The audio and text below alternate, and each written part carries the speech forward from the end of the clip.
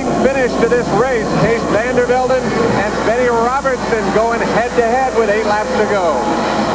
That is the leader, number 1, the white boat, Vandervelden. Barely out of your picture is Benny Robertson. We're going to have a fabulous finish here as they're both in the same lap, both only about maybe 50 yards apart at this stage. Still plenty of time. This is where the experience comes through, Mark Spencer. Don't you feel that this is where the patience is? Don't get too eager too fast.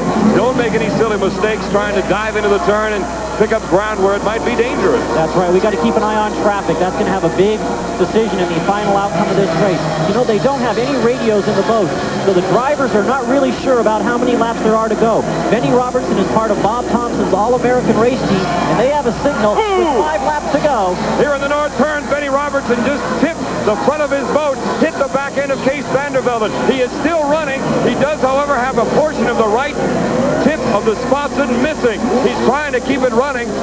He simply came in trying to get around Arthur Kennedy, and I believe he hit the back end, the transom of Case Vandervelden's boat, number 1. Vandervelden still running. He is down there near the south turn. Benny Robertson has given up as he pulls onto the infield. The canopy is open, and he is, oh, what a heartbreak. He has called it a day. Robertson, all right, but here it is again. Right there, he nipped the back end of Case Vandervelden's number 1 boat. So Vandervelden, number 1, still healthy. We believe, yes, he is, as he comes into the north turn, is in the lead with 6 laps remaining. Oh, what a tough break for Benny Robertson. Incredible. He was just about ready to make his move. Well, we were just talking about that. Not get too tight, don't make your move too fast. And, of course, something happened in the turn.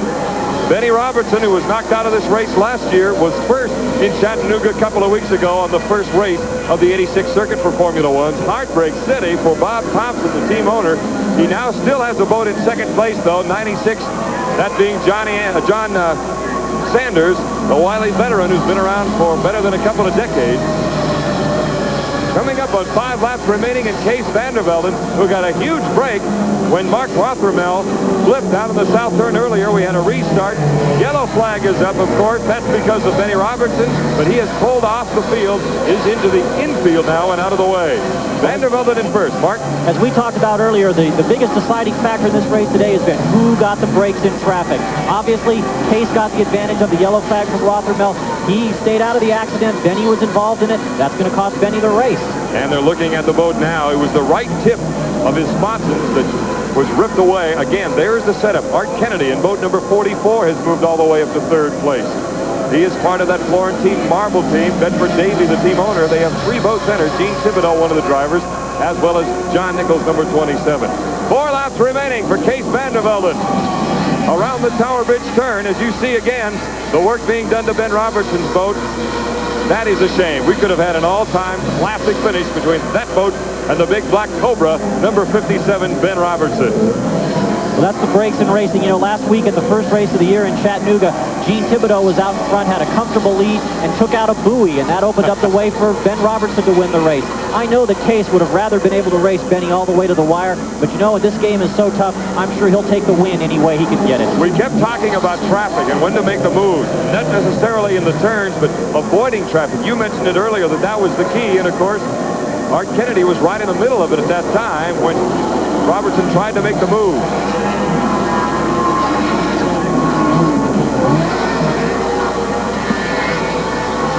Okay, I've got it. Thank you. We've just got an official word due to penalties. Barry Woods in number 35 is in first place. Give it to me again from the tower, please. Barry Woods, number 35, is first. Who is second? No, we'll get it later. All right. Anyway, due to penalties, Barry Woods, a winner here in 1984, is in first place. Don, what a development. There must have been some decisions made in the judges' stand out here, and that opens it up for Mr. Woods. This is his first race back in 1986. Barry won here 2 years ago. He is a very, very fast driver, a very experienced and very veteran driver. And I know he probably doesn't realize it right now.